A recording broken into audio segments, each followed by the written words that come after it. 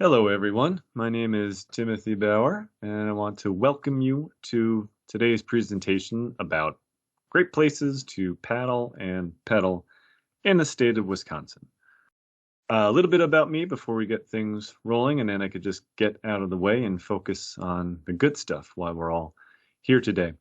I started paddling in 2008, and a couple years into it, I started writing about my trips, taking photos, and I found a website called milespaddled.com that did similar things. And I reached out and asked if they would accept contributions, and they did. And I then became a big part of the website, of which I am still humbly a proud member. And a few years in doing that, I gathered enough material to write a guidebook covering the southern third of Wisconsin. And a lot of the trips during this presentation will be either on the website or in the book or both. And you could find out all the nitty gritty nuts and bolts details there. Today, we're going to be covering more of a general outline of where to go. So, speaking of, where should you go to paddle and pedal in Wisconsin? Well, you have lots of options, and this map shows you actually only a small representation. You'd have to zoom in quite a bit further to get all the details. There are many state trails. There are even more county, city, town trails throughout the state. We'll get into a little bit later how to find out some of those trails on your own. But for right now, I just wanted to point out that it was the Elroy-Sparta State Trail that more or less began everything. In the mid-1960s, an abandoned railroad corridor was claimed and rededicated to be a bicycling trail, and it was the first in the nation. It has inspired a lot of other trails in Wisconsin. Today, there are over 40 converted rails to trail bike trails, but it's also inspired other states to do the same. This is a kind of a neat sepia tone snapshot of Elroy-Sparta Trail way back in the day. But honestly, not a lot has changed. There are arguably more billboards, but the landscape looks much the same today as it did back then. These are the general, the individual trips we're going to cover in this presentation. I did a lot of soul searching about which trips to include for this presentation. I'm not saying that these are the best paddling and pedaling combos, and I say that to be somewhat philosophical. My best aren't going to be your best, and your best won't be the best for your neighbor. Some things I'm going to want out of a combination trip are going to be different than what you want. Whether that's the type of paddling, whether it's part of the state. But I chose these trips to be as distributive and representative of the state as possible. You will notice, of course, that there's a cluster in the southwest part of the state, and that has to do with the amount of trails that are there in conjunction with fabulous rivers. For those of you who are in the Dane County or South Central Wisconsin area know that Madison and Dane County and the surrounding areas have a plethora of bike trails, but not necessarily corresponding river trails. And that's true for other parts of the state as well. These are the rivers I am going to cover during this presentation, but I wanted to give a shout and nod to some of the places that make for great bike trails, but not necessarily great water trails. So up in the northwest part of the state, you are blessed with just spectacular bike trails, but they don't necessarily correspond logically to paddling. They're good, great bike trails in and of themselves if all you're going to do is cycle. But if you're trying to combine it with a shuttle, they don't typically work out. Here in the central part of the state, you get some good examples of that too. Like out by Stevens Point in Wapaka, there is the Tomorrow River State Trail, but it doesn't really parallel the actual river for which it's named, the Tomorrow River. And there are other trails like that too. In Stevens Point, you have the wonderful Green Circle Trail, but a lot of it doesn't necessarily go hand in hand for doing bike shuttles. A couple of different distinctions in the southeast part of the state. You have a lot more bike trails because it's the most populated part of the state. And some of these do connect fairly well with individual paddling trips. They're just not necessarily the best paddling trips, in my humble opinion.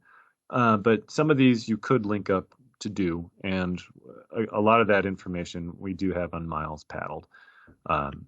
So let's start this trip with what we're actually going to do. And I thought let's take it from the top and go to the Manitowish River in the heart of the Vilas County Bike Trail. You can make this a 10-mile trip and 7-mile paddling, or you could shorten it by beginning or ending at the halfway point. But you're beginning in Manitowish waters and taking out in Manitowish. The river itself is a slow-going, serene, peaceful stream. If you haven't been on it, usually clear water levels you don't have to worry about. It's all flat paddling, no rapids. It is a very pretty environment. It's classic North Woods. The bike trail itself is like butter or velvet. It's all paved. It's about 52 miles long. This trip is only about 7 miles. You will have a fair amount of company on the bike trail section of it because it's the North Woods, summertime. If you've been up there, a lot of tourists in the Minocqua and Boulder Junction, St. Germain area. So you should expect that. But it makes for a great option to avoid driving around. Next, we're going to go to Door County and the Ahnapee River and the state trail by the same name. The Ahnapee State Trail has a lot more miles on it than this individual trip, but this is, for all intents and purposes, the only stretch of the Ahnapee River itself that is viable for paddling. It's a very pretty stream, kind of nondescript. You're not going to see extraordinary wildlife per se or completely abandoned wild settings, but it's a very peaceful, tranquil stream, good clear water for the most part, very marshy, very lowland. You don't get any bluffs like you'll find in the upper tip of the Door County Peninsula, but it's a lovely, easy stream. So this trip and the previous trip are great beginners trips for people who just wanted to get a taste of the paddle and pedal combo. And it's a lovely stretch through the countryside for the bike trail section of it in particular. You could take it out all the way to the breakwater at Lake Michigan. You don't have to. There's an earlier place to take out. But treat yourself after all that paddling and pedaling to the brewery right in town. Great location and really delicious beverages on tap. Well, that will wet your whistle for taking things up a little bit in their game. And right now, we're going to go to the Wolf River and State Trail. Now, let me make the caveat here now that this trip is not for everybody.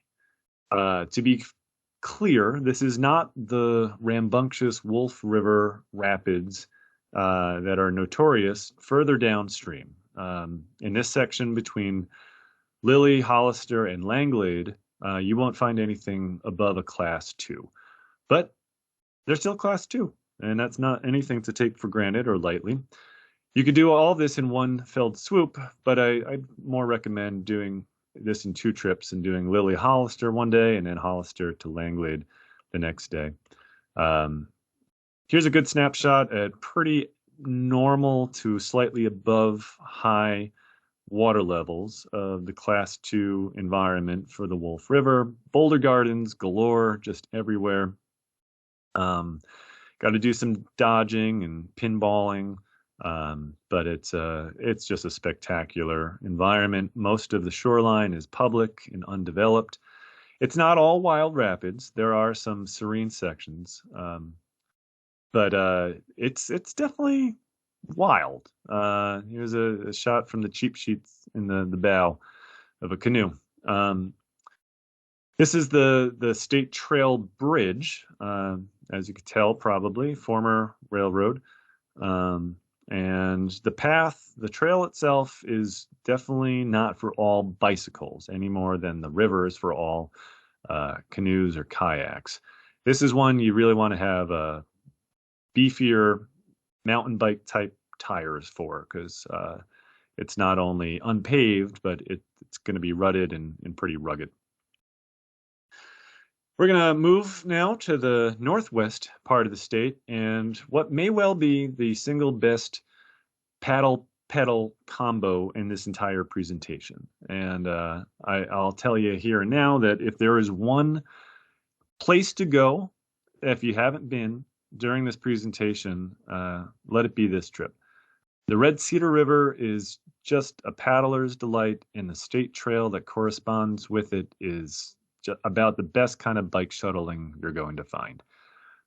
You could do the whole trip in one full day, which is not as unreasonable as it sounds, or you could break it up by going to Menominee to Downsville one day, and then Downsville to Dunville on the second day. The state trail corresponds for all of it, and it's a beautiful, compact gravel state trail.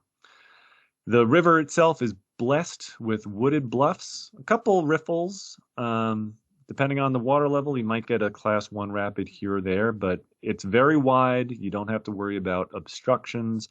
It's really, for all intents and purposes, safe, easy paddling, but very, very pretty.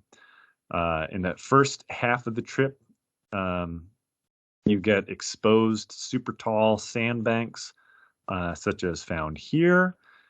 Here's a just quintessential shot of the state trail going over the river itself. And hey, here's what it looks like when you're actually on the state trail.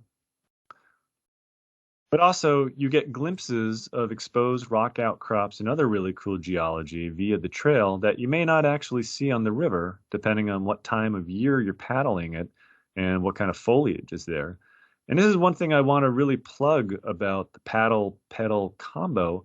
You see stuff that you just don't, whether you're on the road in a vehicle or even on the river itself. You get the best of both worlds perspective when you combine it with a bike. Like I said, just you don't need mountain bike tires or anything of the sort for the Red Cedar Trail. And I'd say about 80% of it is directly parallel to the river itself. Just makes for a super convenient, super pretty trip experience. If you go just a slight hair out of your way via the trail itself, you'll find this gorgeous bit of geology called the Devil's Punch Bowl. Kind of looks like stuff we see out in the Baraboo area down in the south, but they have that up there in the northwest where the driftless meets the glaciated. Here's what it looks like in wintertime, kind of the original ice bowl. So here's an image I wanted to illustrate for why you see things during the bike trail portion that you don't when you're on the road. You know, the road is the road. It's direct, it's efficient, but you're not going to see gems the way you do when you're intimately hand in glove with a river the way you do on a dedicated state trail. Wouldn't you rather experience it this way than on the road, I would. Another interesting option for the adventurous is if you continued on the Red Cedar in Dunville, there's only about a mile of river left for its confluence with the Chippewa River. Now, the Chippewa River itself has its own corresponding bike trail called, you guessed it, the Chippewa River State Trail. And you could begin that up in La Crosse and take it down to Durand and parts further south and downstream. For those wanting to do a kind of camping combination, you could have the first half of your trip on the Red Cedar and then venture further down to the Chippewa, find yourself a sandbar island and camp, and then spend your next day on the Big Chippewa, which is sandy, wide, very comparable to the lower 92 miles of the Wisconsin River. Wooded bluffs, sandbars galore, shallow water often, no worry of obstructions, no rapids, anything of the sort. Just a really, really pretty part of the state with just awesome paddling and pedaling combos and combinations with different streams and different trails that all meet up together. Next, we're going to go to the La Crosse River and La Crosse State Trail. Depending on what direction you're coming from, the eastern terminus of the trail is at Sparta, and then it finishes down in the city of La Crosse. As you can tell, there's a lot of bike trail and there's a lot of river. They're not necessarily all the same, especially because in West Salem you have that giant lake to negotiate. The Sparta to Bangor section of the trail, of the river, is it's very pretty, but you're never that far away from civilization in the sounds either of the highway or sand processing plants. It's a nice stretch, and I would do it again. I'd recommend anyone do it, but I'm going to focus instead on the West Salem to La Crosse part of both the state trail and the river itself. There's an alternative access point at a county park where you could camp, and that's what's circled in this slide. So it's not exactly river camping, but if you wanted to, you could have a camp option, whether that's car camping or just schlepping your stuff in whatever boat you're using. The La Crosse River is sandy. For the most part, it's slow, but it's got a decent current. Very occasionally, you'll have some riffles, class 1 ledge here or there, but they're the exceptions. For the most part, it just kind of slowly meanders its way past tall pines, sandbars, some steep banks. As you get closer to the city of La Crosse, you'll start seeing some of the Mississippi River bluffs, towering at a couple hundred feet above the great Father of Waters, and that's a real treat in and of itself. The trail is just a delight. It's compact gravel, so just about any bike can handle it. It's a straight shot. There's no hills. Sorry for how fuzzy this picture is, but it gives you an idea of you are really in the heart of just abandoned wild countryside. The interstate is not terribly far away, but you will never know it when you're actually on the trail itself. It's a real gem. We're now going to move a little bit further south into the heart of the driftless area now with the Baraboo River and the 400 Trail. The state trail will go above, or I should say north of Union Center and go southeast of Laval. So there are a lot of different options for how many miles of paddling and corresponding pedaling you want to do. That said, they're not all equal and frankly not all doable. To take a look at the map of the bike trail, you could link up Elroy and Union Center, but it's not really viable paddling on the Baraboo. It will be very shallow. It will be very narrow. It will be prone to deadfall too, because it's not a lot of people paddle it, therefore not a lot of people clean it up. So for all intents and purposes, trips typically begin at Union Center in terms of being far upstream on the Baraboo. Conversely, the section from Lake Redstone to Reedsburg is very palatable, but not that desirable, frankly. It's about 8-10 miles of floodplain, so it will be monotonous, it will be slow, you'll be shady, you won't see any rock outcrops, you won't really see a whole lot of views of the countryside. And similarly, the bike trail section isn't that diverse either. Your better stretches for both paddling and pedaling are Union Center to Lake Redstone. The other thing I'll point out, though, with this map, the green circles here indicate camping options. And so there are a few opportunities where you could actually bike camp. You could also car camp at some of the towns for if that were your druthers. But there's, for those who will like the minimalist allure and the solitude of bike camping, there are a couple of cool options that the 400 State Trail provide. On the water, here's some of the best stretches geologically you'll find anywhere on the Baraboo River. Just big swaths of exposed sandstone and limestone for just miles and miles, and bluffs. Very few rapids, other than there's a little bit of a drop in Laval. Otherwise, this section doesn't have any of the rapids you see in the city of Baraboo itself. Just big mounds, great show of geology, pretty shallow water, some obstructions to dodge.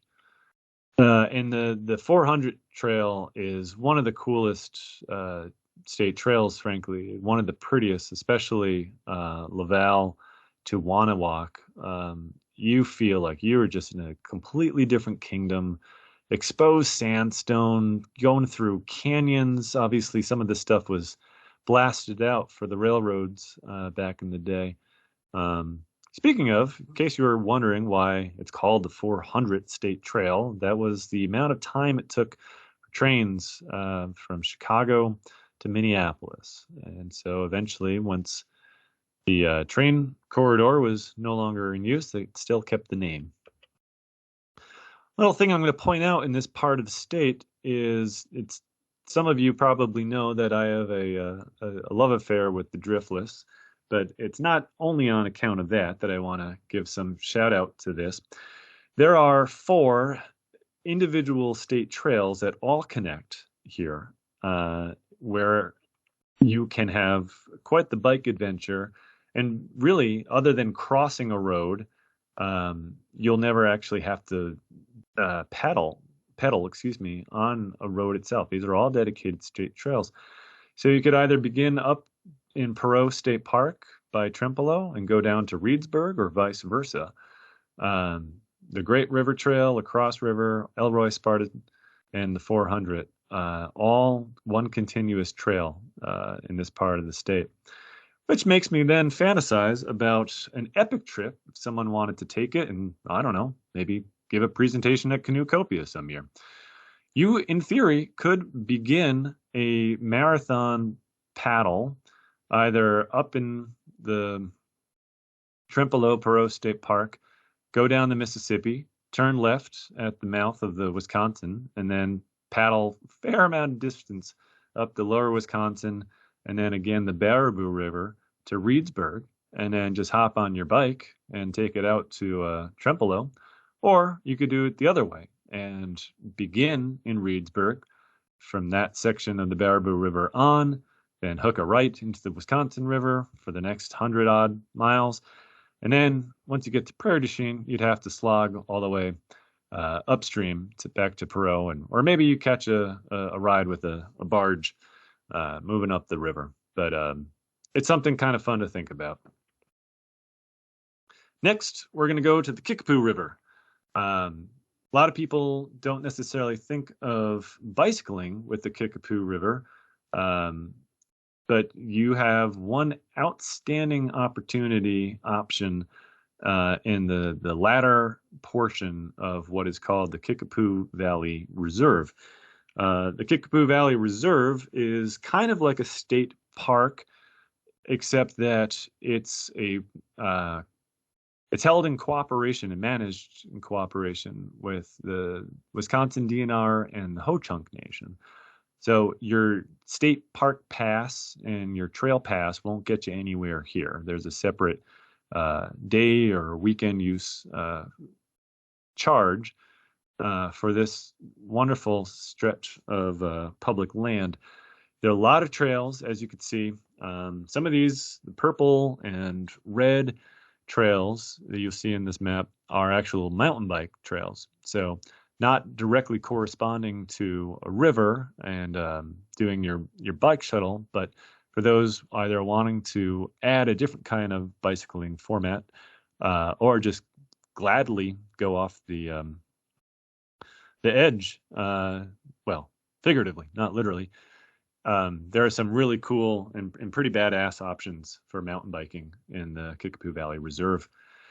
Just to give it some context, the KVR, as it's called, is really just the sliver of all of the Kickapoo River itself. So when we're talking about this part of the Kickapoo, it is still in the upstream section of it. But as paddlers probably know, it is one of the prettier stretches of river anywhere in the upper Midwest. Just canyons, valleys, limestone, sandstone for mile after mile after mile. Just some of the most jaw-dropping geology you're going to find really anywhere in the upper Midwest. But it's a great bike trail too. I mean, not only do you get a cool covered bridge in this, you see the landscape in a way that I swear is as fun and engaging as the paddling part itself. Most of that trail for the bike shuttle is going to be on a reclaimed old Highway 131. So here's a picture of that, and you can still see it's mostly the asphalt, but it's an abandoned highway. They moved the old Highway 131 to its current location, and so you're basically in kind of like feels like a ghost town, or at least a ghost road through the KVR, doing your bike shuttle, and it's really fun and very pretty, and makes for very easy bicycling. A couple hills, but nothing serious, and any type of bicycle can handle the terrain here. We're going to move just a hair south now to the Pine River and the Pine River Trail. Both trail and river proper begin north of Twin Bluffs, but in my opinion, the best section, at least for the bike trail, is from Twin Bluffs to Gotham, the boat launch at the mouth of the Pine River at the Wisconsin River.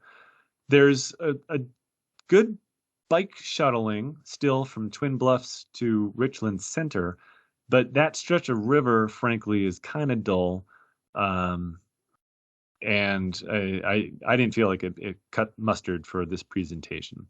The reason I really like this stretch of the Pine River is you get these pastoral sweeps of rolling, driftless, undulating hills. For this section of the Pine River, you won't get the exposed rock outcrops that are not unlike what you find in the Kickapoo. That's further upstream, even upstream of Richland Center itself. But you just get this lovely landscape. Some farms, of course, but otherwise it just has a really abandoned feel to it. Here is a stretch of the state trail that you'll be on, crossing the river, crossing some sloughs and backwaters. It's a very pretty experience, and it just feels abandoned and isolated, which, essentially it is. Compact gravel, dirt gravel path. So again, most bikes can handle that. And something else pretty cool you'll find along the way are prickly pear. I don't think most people think of Wisconsin, especially in the wintertime, as a place that would support the habitat for cacti, but we do have that here. And there's a pretty good chance that when you're in this stretch, and even doing the Pine River Trail, that you'll find prickly pear along the way. We're going to move south now to the Rock River and the Peace Trail. I wanted to include this because I don't think Janesville or the Rock River gets the kind of love and attention uh, they should get. And for me, who has a soft spot in his heart for the underdog and the places kind of ignored or overlooked, here's a good case in point. The stretch of river is pretty in a surprising way, I think, for a lot of people. And the Peace Trail itself, it just makes for excellent, easy, super convenient paddling logistics for your shuttle. Yes, you do come across manufacturing and development along the lake, but there's some great wildlife. I mean, herons, bald eagles, muskrats. There's a great amount of wildlife opportunities on the Rock River. The trail itself is most of it's asphalt paved, so any bike can handle it. It's level, it's easy, it's well marked. You're going through a part of the state that, you might normally think of in terms of industrial or populated, urban, and that's true, but there are exceptions to that truth. And I think we need to pay attention to those more. Anyone, of course, can and should drive 5 hours up to Manitowish and check out the Heart of the Violet Trail, but you might live only 10 miles from the Peace Trail in Janesville, and why not take access to that? You won't be disappointed, and it's better, in my opinion, to get your daily boost of capital in nature than to bottle it all up and wait for, one or two trips throughout the whole year to get that. Last but not least, we're going to go to truly urban paddling in Milwaukee. The Milwaukee River itself is far longer than this individual trip. This is the last leg of the Milwaukee. The river really begins in between Sheboygan and Lake Winnebago, and courses 100 plus miles until it eventually finds its way into Lake Michigan. What I love about this trip, and I've done this several times, is it is a really unique and engaging combination of natural setting, some rapids, and then just a unique archaeology show in downtown Milwaukee, of which there is no parallel anywhere in the state. So you'll start in Estabrook Park, where the last big geology of dolomite along the Niagara Escarpment is found. This is a above average high water, I mean, not really high water, but above average water level. And so this is a good solid class 2 bedrock ledge you can run on the far right-hand side. You'll always encounter people fishing here because there are salmon runs in spring and in autumn, and I'll show you a picture of that in a moment. But you could also begin at the base of this and not run this rapid if you don't want to, but you will encounter other rapids in the first 3 miles of this trip. Nothing should grade higher than class 1, 2. The river would have to be pretty high for it to be even class 2, but you will get a lot of frisky class 1s. So you don't want to take any of these for granted. You want to have some basic paddling skills. You don't want to run this section of the river too conversely when it's low, because you will do a whole lot of scrapes and probably have to take your boat for a walk. But in this first half, you're surrounded by wooded banks, couple tall bluffs, actually. But you're in the heart of Milwaukee. You're in the heart of the city. It's not until halfway through the trip past the North Ave Bridge that you will get into downtown. Here, there is no current. It just completely disappears. but you are treated to this, crane your neck trip going past cool buildings, lots of bridges along the way. You'll paddle past small boats, some yachts, lots of paddlers going up and down the river. There's nothing like this anywhere in Wisconsin, and for a city that really found its way on the map because of its location of the lake and the river, it's a great love of the river and protecting it. Here is a snapshot of what part of the Oak Leaf Trail, at least through the city, looks like. The Oak Leaf Trail is huge. It goes through several counties. This is only just what corresponds to this individual trip of the river. But you will be going on a wonderful dedicated trail to get from put in to takeout, really without having to cross too many streets. And we're talking about downtown Milwaukee, which is pretty cool to think about. When you're done with your whole trip, make your way back to Estabrook Park. It's a big city park, and it's got a beer garden. It's the first beer garden after Prohibition anywhere in the United States. Surprise, surprise, it's in Milwaukee. So treat yourself to some snacks overlooking the bluff and that cool Dolomite Ridge that you started this trip in the beginning. And hey, there's a frisky steelhead working its way upstream to spawn somewhere else. So those are the selected trips, but you're probably wondering about, well, what about other places? For instance, what about the Sugar River? Isn't there a Sugar River Trail? And so it's got to be near a Sugar River, and we're close to Madison. Why isn't this on the presentation? All good questions, my friend. The real reason is the only section of the trail that corresponds to the river, really for all intents and purposes, is from Albany to Brodhead. And while I might get some hate mail for this, that is not a great section of the river to paddle, Albany to Brodhead. It's slow. It's in between two dams. There are a lot of partiers, tubers, some private campgrounds.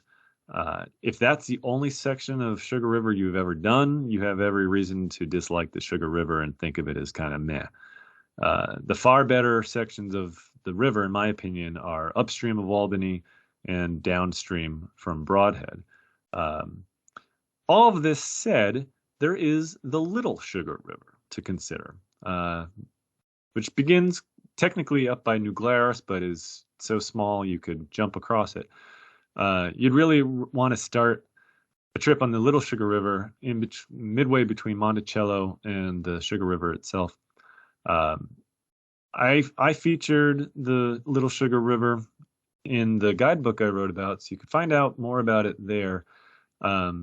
It makes for a really great paddle-pedal combo, but it's not going to be everyone's cup of tea for paddling in the first place. It's a very narrow river. It's not paddled often, so deadfall is going to be a problem. If you're looking for an adventure and you don't mind deadfall, then you'll love this combination trip. But I didn't think it's necessarily for everybody. Who cut the cheese? Well, I am, of course, referring to the Cheese Country Trail and the corresponding Pecatonic River in the southwest part of the state. What about that, you ask? Well, once again, I wrote about it in the guidebook I have, and we have this on the website too. Calamine to Darlington, Darlington to Red Rock. All of this is pretty good paddling and pedaling. I just didn't choose it, frankly, because there are issues with mud sometimes. The river can be dangerously high after a hard rain. And the Cheese Country Trail, while a great trail in and of itself, it's used more by ATV folks than actual bicyclists. So you'll share the path with people. you're going to have to get out of their way because, well, frankly, they're not going to yield to you. And then you have to deal with the dust that settles from that. All that said, it's a plenty good part of the state. Paddle pedal combo to do if you haven't done it before. I felt like it deserved honorary mention. So let's talk about some logistic stuff that you're going to need for this. All these are going to require some sort of access. Typically, they're state of Wisconsin DNR trails, so you could either pay for it for a day or just get the annual pass, assuming that you'll use it at least 5 times and get your money's worth. Another thing to think about for people who are interested in cross-country skiing, that state trail pass is what gets you access to cross-country trails in state parks like Blue Mound or Mirror State Lake or Lapham Peak, or anywhere, up north, anywhere where they're grooming trails for, 2 or 3 months of the year when we have skiable snow. Your trail pass is good for that, even if you're not going to be bicycling during those times. So I think it's well worth just forking out $25 for. Obviously, you'll want a helmet, a water bottle for doing these things. You want to lock up your bike. I think it's ill-advised to hide your bike either underneath a bridge or in some bushes. This day and age, there are just too many people out and about. You've got drones, you've got this, that, and other things, pandemic, and everyone's looking for a bike. Just lock it up. But make sure you bring the right key or you remember the combo, because I can tell you at least on one occasion, it is not fun when you get to your bike and realize you don't have the right key to unlock it. It makes for a great story, and I could share that with you another time. But yeah, make sure you've got the right key. And it's prudent to have the tools and supplies to fix a flat tire, should that occur to you during your pedal shuttle. Because if there's one way you will definitely not like bike shuttling is with a flat tire. Speaking of tires, no, not that kind of a tire. Proper tires. I do want to just spend a moment here without getting too deep into the weeds about tires and some of the corresponding trails. Your road bike tires aren't going to be great for some places like the Wolf River Trail. Perfectly good for velvety smooth asphalt, paved stuff. Your hybrid tire, which is kind of that in-between tire, is good just about anywhere. But for some of the rugged stuff, you definitely want to have knobbed tires like you see on the right-hand side. That said, the best bike to have is the one you own. And, you want to be aware of the terrain you're going to be on, but don't let it be prohibitive that you don't do something because you feel like, oh, I don't have the right bike to do this. Look at these people. They're from yesteryear. Sure. Are they wearing the right gear? Absolutely not. Helmets? Pfft. What helmets? Water bottles? I don't think so. But they look like they're having the time of their lives. Okay. We're going to look at some websites here for you to get a lot more information than the brief general outline I'm providing for here.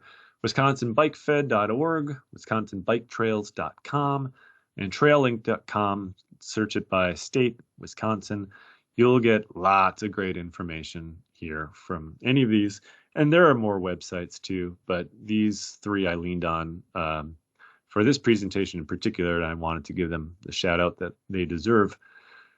The Bike Fed of Wisconsin really has fantastic maps, north, south, east, and west of the whole state. Buy all 4 as a pair for $45. You won't go wrong. Nobody told me to do this. They're not plugging me. I want to give them the shout out. And here's an example of what you'll get. Bringing things back full cycle. Here is our Manitowish River in the heart of Vilas County Trail. So you see in the the bottom right-hand corner, the trailhead on one end is at St. Germain, The green dotted line is the trail itself. And for this presentation, we started in Manitowish waters and then finished in Manitowish. But the trail goes on to Mercer. The river eventually hangs south and then goes west into the Turtle Flambeau flowage. But there's a lot of great information. Those maps are well worth an investment if you're considering and really traveling to different parts of the state to paddle your bike. Just want to mention the website once again, milespaddled.com. We have a lot of detailed information about many of these trips, where to start, where to take out, how long it should take, ideal types of water levels, what our experience was, and whether we do the trip again, what we would do differently. We've got photos, we've got videos. We try to have a sense of humor and a good time with it.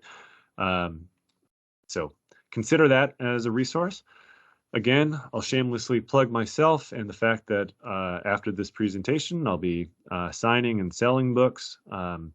Maybe not so much in the digital format of this presentation for those of you looking at this behind a computer screen. But of course, the book is available online or more preferably at your local bookstore. But a lot of the trips are in similar detail mentioned in the book that are in this presentation, and many more that aren't in this presentation but do have great paddling and pedaling combinations. If you want to reach out to me personally, that's my email, clarievever@gmail.com. As has often pointed out to me, no, it's not very clever. So that is our presentation. I want to thank you for spending some time with me and considering adding bike shuttling to your options and leaving your car at home. Not only are you having a better green thumb and a lighter carbon footprint on our tired Earth, you'll get dividends and rewards for seeing the environment in a different way, feeling the environment, experiencing the environment in a different way that you just don't get when you're driving behind a windshield at 55 miles per hour. So also, it's, I think, nice to get off your butt in a different way after you've been in a boat for 3 hours, to then start using your legs as opposed to, your upper torso and your core muscles, your arms. That way you get kind of a full body experience that you certainly don't get when you're seatbelted in a vehicle. So just be safe, be thoughtful, and you'll have a wonderful time. If you have any questions, just give me a holler.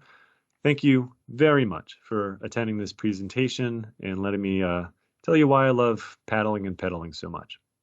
Take good care.